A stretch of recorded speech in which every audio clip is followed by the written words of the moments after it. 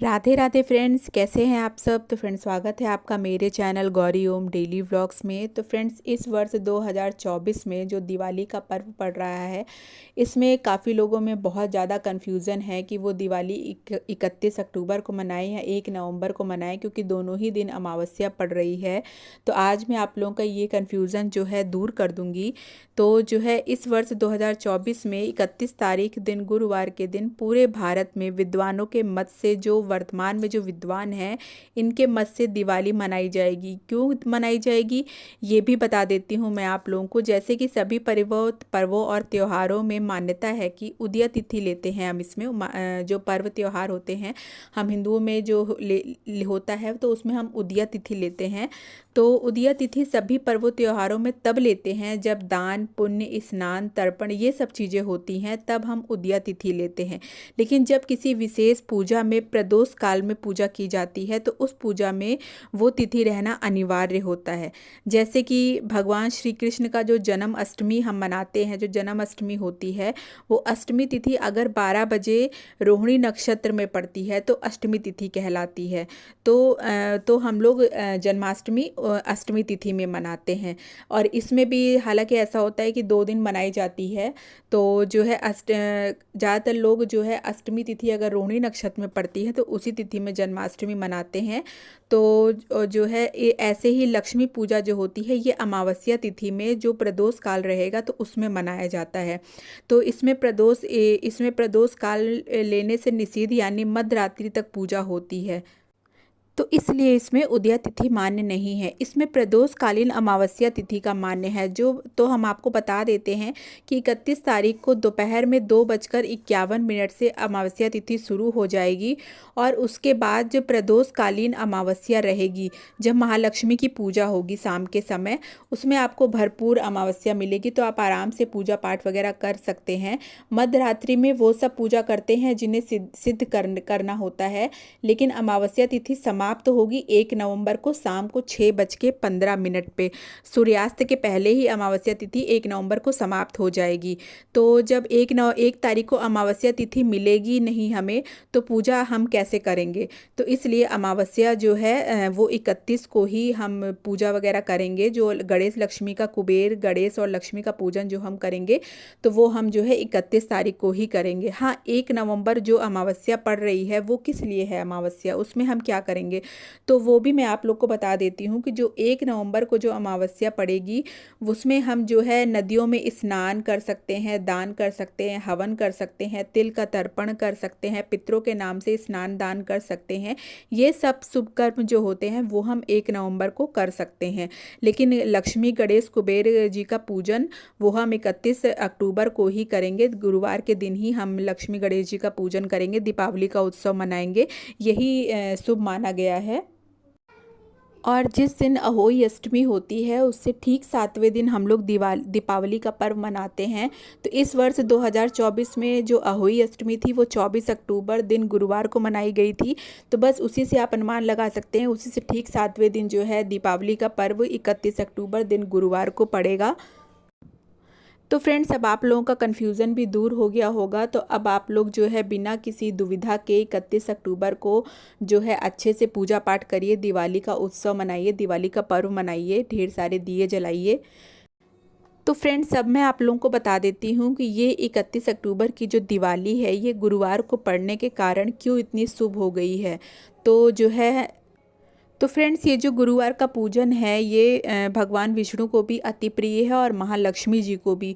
और दीपावली का पर्व गुरुवार को पड़ने के कारण इसकी सुविधा जो है और भी ज़्यादा बढ़ गई है, और भी ज़्यादा ये पर्व शुभ हो गया है, क्योंकि इसमें हम महालक्ष्मी जी की पूजा करेंगे।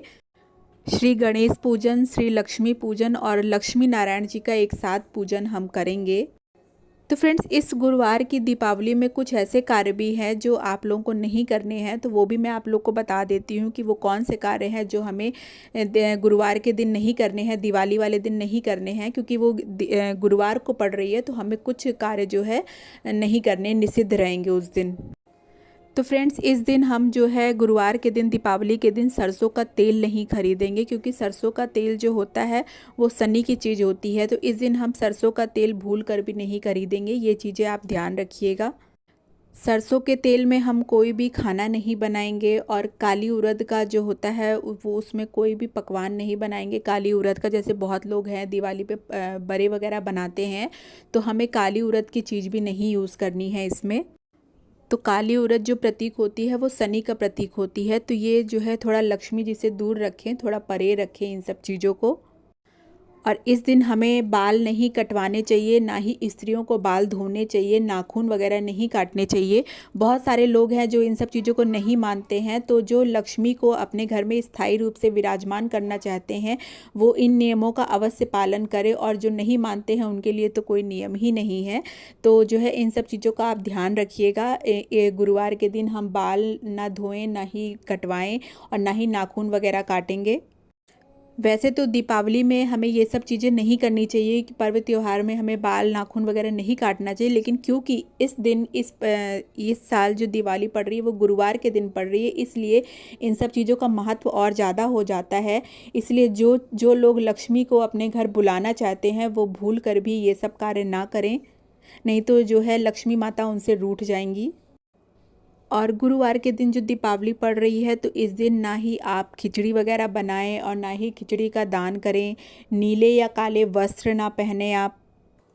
और फ्रेंड्स, इस दीपावली पर आप माता रानी को, लक्ष्मी माता को और अधिक प्रसन्न करने के लिए आप इस दिन जो है केले के पत्तों का मंडप बनाएं, क्योंकि इस दिन गुरुवार है तो ये लक्ष्मी नारायण भगवान को बहुत ही प्रिय होगा। तो अगर आप केले के पत्तों का मंडप लगा करके लक्ष्मी, गणेश, कुबेर जी की पूजा करेंगे तो बहुत ही शुभ होगा।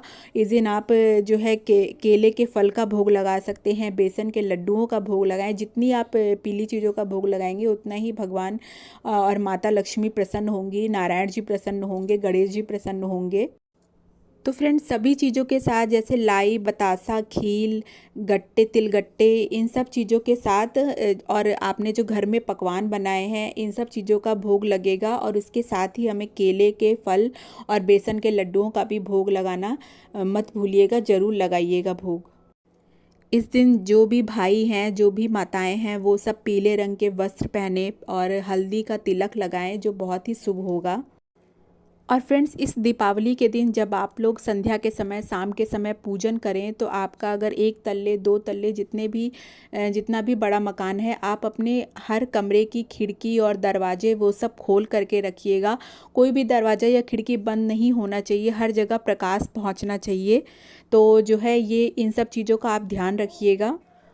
और फिर पूजा वगैरह के बाद फिर आप जो है हर कमरे में जो है घी के दीपक जला करके रख दीजिए, कहीं भी जो है आप अंधकार मत रहने दीजिए। और फिर जो है पूजा वगैरह करने के बाद फिर जो है आप रात्रि में आप खिड़की दरवाजे वगैरह बंद भी कर सकते हैं। इस गुरुवार के दिन श्री लक्ष्मी जी, गणेश जी, भगवान विष्णु जी, माता सरस्वती जी और धन के देवता कुबेर जी की पूजा करना बहुत ही शुभ माना जाएगा, बहुत ही शुभ फल मिलेगा। और इस दिन जो बच्चे होते हैं वो अपनी विद्या भी जगाते हैं। हम लोग जब छोटे छोटे थे तो जो है दीपावली के दिन रात्रि में किताबें उठा करके ज़रूर पढ़ते थे, इससे विद्या आती हैं, तो माता सरस्वती का आशीर्वाद मिलता है। तो इस दिन जो पढ़ने वाले बच्चे हैं वो रात्रि के समय अपनी किताबें, पुस्तक वगैरह उठा करके अवश्य पढ़ें। थोड़ा बहुत ही पढ़ें लेकिन ज़रूर पढ़ें, तो ये भी काफ़ी शुभ होता है। इसी के साथ आप लोगों को दीपावली की ढेर सारी शुभकामनाएं। अगर वीडियो अच्छी लगी हो तो चैनल को लाइक, सब्सक्राइब और शेयर कर दीजिएगा।